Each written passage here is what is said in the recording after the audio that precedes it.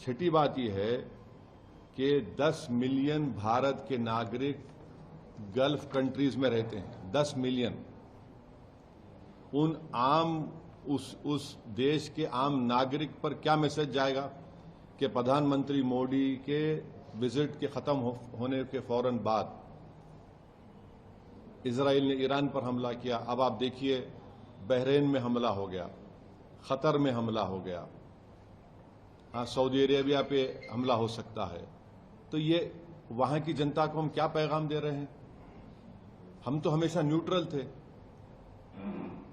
देश के प्रधानमंत्री को और बीजेपी को समझना चाहिए कि हमारी 80 साल की जो लेगेसी थी कि हम न्यूट्रल थे इस मामले में, आज उसका क्या हो गया बताइए।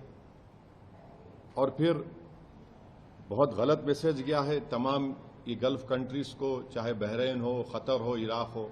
और हम जानते हैं कि कतर होस्ट कर रहा था कि सीज फायर हो गाजा में, इजराइल ने वहां पर हमला कर दिया, बॉम्बिंग की। इसमें भारत का बेनिफिट क्या है बताइए। और प्रधानमंत्री के साथ जो आपकी बरादरी मीडिया के लोग गए थे कवर करने के लिए, वो भी फंसे हुए इजराइल में। अब उनका क्या होगा? तो ये जो,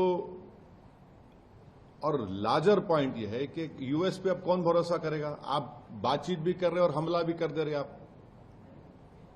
तो ये सवालात हैं जिससे देश के प्रधानमंत्री को, बरसर इख्तियार जमात को, बीजेपी को इसका जवाब देना पड़ेगा। और बड़ी अफसोस की बात है कि प्रधानमंत्री इजराइल को चले गए, फिर उनको वहां पर उनकी नेसेट में, पार्लियामेंट में एक अवार्ड भी दे दिया गया, और प्रधानमंत्री के वजीर आजम की मौजूदगी में वहां के अपोजिशन ने वॉकआउट भी कर दिया।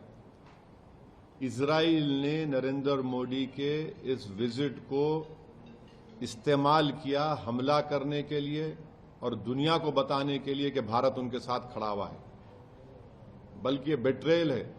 हम पूछना चाह रहे हैं बीजेपी और देश के प्रधानमंत्री और उनके सरकार से कि क्या नेतन्याहू ने हमको बताया था प्रधानमंत्री को?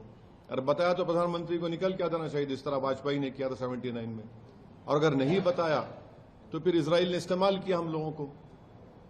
ये बड़ी तकलीफ दे बात है। तो ये मुझे अब तक